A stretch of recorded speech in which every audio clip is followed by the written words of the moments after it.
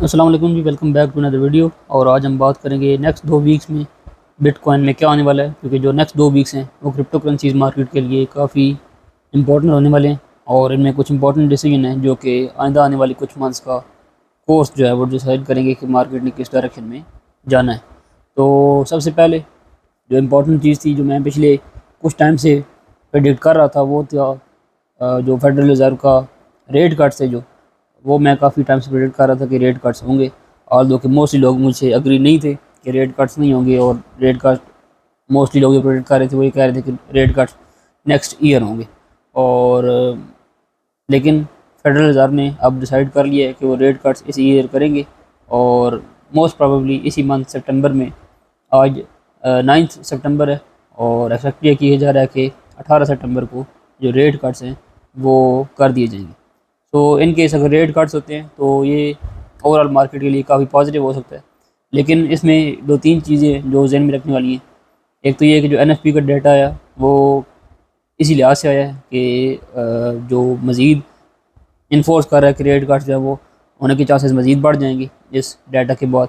और क्योंकि जो जॉब्स हैं वो उतनी नहीं आई जितनी एक्सपेक्ट की जा रही थी, नई जॉब्स जो है वो उतनी क्रिएट नहीं हो पा रही।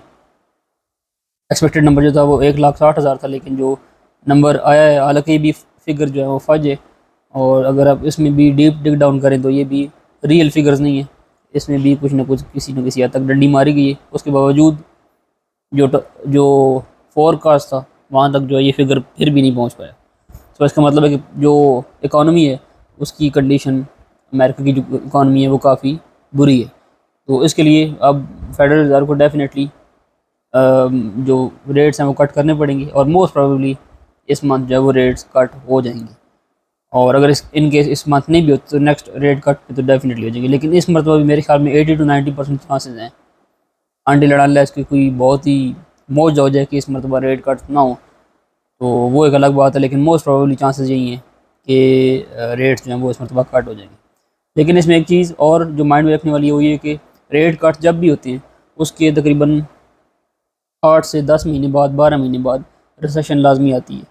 और ये मैंने पिछले कुछ अर्से से मैं प्रेडिक्ट करता हुआ नज़र आ रहा हूँ आपको, कि मैं बार बार कह रहा था कि 2025 के राउंड अबाउट आपको जो रिसेशन है वो आती हुई मिलेगी।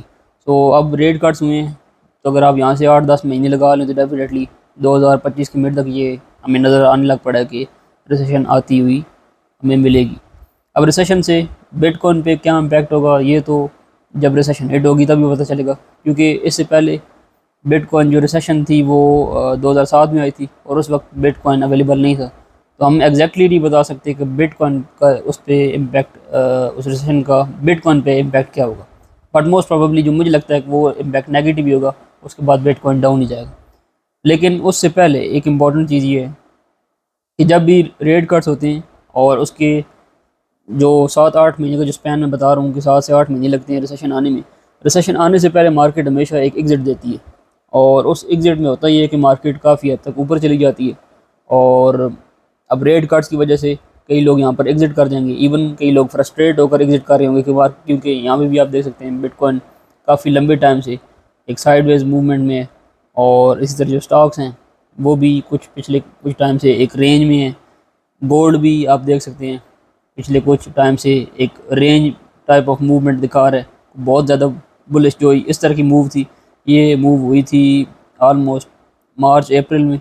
और उसके बाद बिटकॉइन जो है काफ़ी हद तक साइडवेज हो गया था ओवरऑल अगर देखा जाए तो इसी तरह से बिटकॉइन अगर आप देखें तो अगेन यहाँ पे भी मार्च अप्रैल के राउंड, मार्च में ये साइडवेज मूवमेंट शुरू हुई थी और अभी तक वही साइडवेज मूवमेंट चल रही है।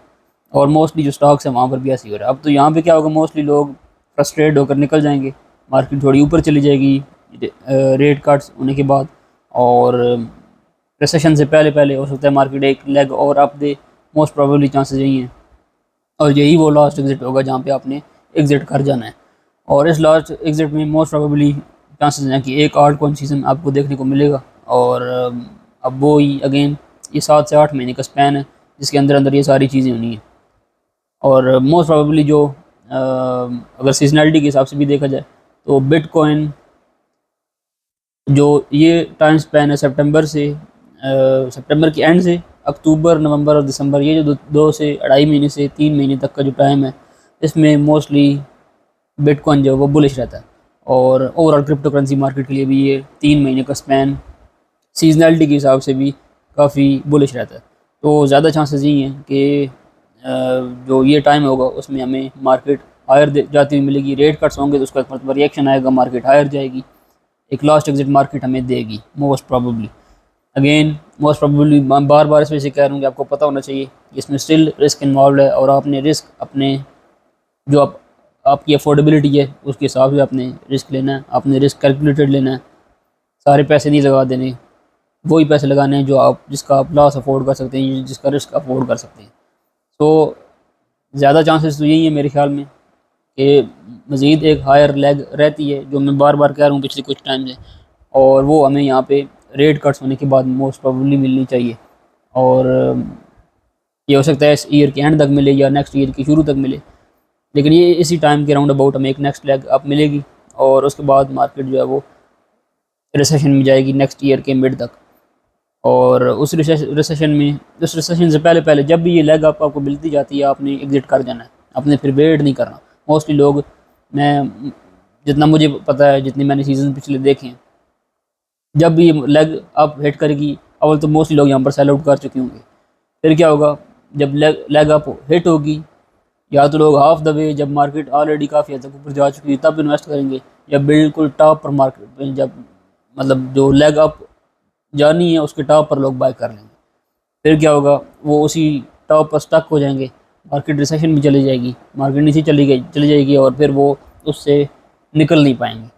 तो ये मैं होता हुआ देख रहा हूँ। आपने सिंपली करना ये है, जो मैं बार बार कह रहा था कि आपने कॉस्ट एवरेजिंग के साथ चलना है, और उसकी सिंपल रीज़न यही थी कि मैं जानता था कि ये सारी चीज़ें होंगी, लोग फ्रस्ट्रेट होंगे, बिल्कुल तंग करेगी मार्केट। में हमेशा कहता हूँ कि रिटेल इन्वेस्टर्स इस वजह से पैसे कम कमाते हैं कि उनके पास एक तो होल्डिंग की पावर नहीं होती, दूसरी चीज़ ये होती है कि यहाँ इस तरह की कंडीशन में जब एक लंबी साइडवेज मूवमेंट चलती है तो वो लोग फ्रस्ट्रेट होकर निकल जाते हैं।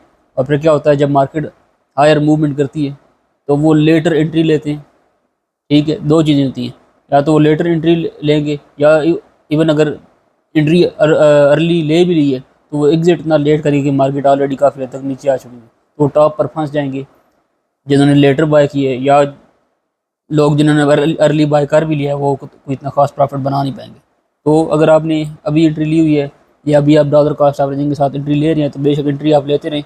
आपने सिंपली ये एक चीज़ सिंपली याद रखनी है कि रिसेशन नेक्स्ट ईयर के मिड तक हिट होनी है, उससे पहले पहले आपने लाजमी एग्जिट कर जाना है। मार्केट चाहे किसी भी कंडीशन में हो, चाहे यहाँ से ऊपर जाए, चाहे यहाँ पर ही रहे, या मार्केट डाउन चली जाए, जिधर भी जाए, मोस्टली चांसेस यही है कि मार्केट एक लेग और आप देगी, जो मैं बार बार कह रहा हूँ, और उसमें आपको एक एग्जिट का मौका, एक अच्छा प्रॉफिट बनाने का मौका मार्केट आपको देगी। उसमें आपको आल्ट कौन सीज़न भी मिल सकता है, ज़्यादा चांसेस यही हैं कि आपको एक अच्छा आल्ट कौन सीज़न मिलेगा। और क्योंकि मैं जो सिनारी होता हूँ यहाँ पर देख रहा हूँ वो 2017 वाला सिनारी है। 2017 में अगर आप यहाँ पर मैं आपको दिखाना चाहूँ तो जो टोटल 3 है, इसमें आपको मैं दिखाता हूँ कि क्योंकि इसमें ये आपको आल्ट कौन की एक्चुअल मूवमेंट जो है वो नज़र आएगी। तो यहाँ पर आप देख सकते हैं ये जो टाइम था ये था अराउंड सितंबर अक्टूबर का, जिसमें कि साइडवेज मूवमेंट जिस तरह से अभी चल रही है यहाँ पर भी इसी तरह से चल रही थी। फिर अक्टूबर के एंड से अक्टूबर के ऑलमोस्ट मिड से आप कह सकते हैं कि हायर थोड़ी थोड़ी मूवमेंट स्टार्ट हुई थी। ये क्योंकि पैराबोलिक मूव है तो आपको ये बड़ी बुलिश नज़र नहीं आ रही, लेकिन उस वक्त ये काफ़ी, ये भी जो मूव है आपको जहाँ पर मेरा कर्सर है यहाँ पर भी काफ़ी बुलिश मूव थी। तो अक्टूबर के मिड से या अक्टूबर के शुरू से आहिस्ता आहिस्ता मोमेंटम बनना शुरू हो गया था, मार्केट बुलिश होना शुरू हो गई थी, और नवंबर और दिसंबर 2 महीने मार्केट एक्सट्रीमली बुलिश रही थी, और उसके बाद मार्केट ने दिसंबर में टॉप क्रिएट कर दिया था। तो ये होता हुआ मुझे नज़र आ रहा है, क्योंकि सितंबर है, सितंबर के मिड से रेट कट्स होने हैं मोस्टली, चांसेस मुझे नज़र आ रहे हैं कि सितंबर के एंड से या अक्टूबर के मिड से इस टाइम के अराउंड अबाउट आपको मार्केट बुलिश होती हुई नज़र आएगी।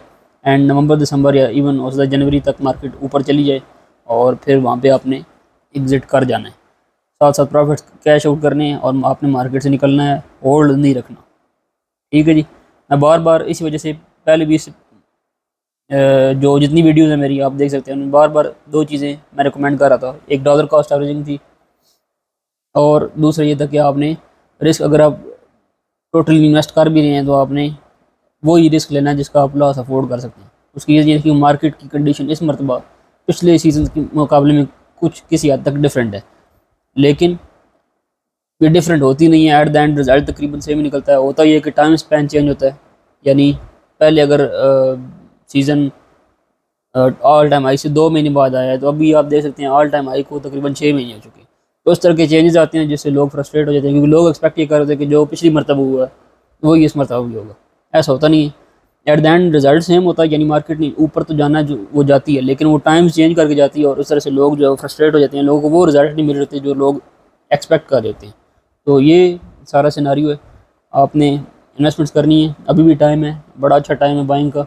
आप बाइंग करें, स्लोली बाय करें, इकट्ठी इन्वेस्टमेंट्स ना करें, डॉलर कॉस्ट एवरेजिंग के साथ जाएं, और बाइंग करके वेट करना है। नेक्स्ट आपके पास 2-3 महीने हैं, रिसेशन से पहले आपने एग्जिट कर लेना है। ये मेरा प्लान है और यही मैं आपको रिकमेंड करूँगा, क्योंकि मुझे पता है जब रिसेशन आएगी मार्केट पीक पर होगी, क्योंकि जब पीक पर होती है मार्केट एक काफ़ी हद तक पैराबोलिक जा रही होती है, बंदे को ऐसे लगने लग पड़ता है जैसे मार्केट अब नीचे आएगी ही नहीं, और इस चक्कर में लोग एग्जिट नहीं करते, और उसके बाद क्या होता है कि लोग टॉप पर ही स्टक रह जाते हैं, या फिर बाइंग की लेट करते हैं। ये दो सिनारियोज होते हैं। ठीक है जी, दैट्स इट, ये सारी अपडेट थी। मिलते हैं नेक्स्ट वीडियो में।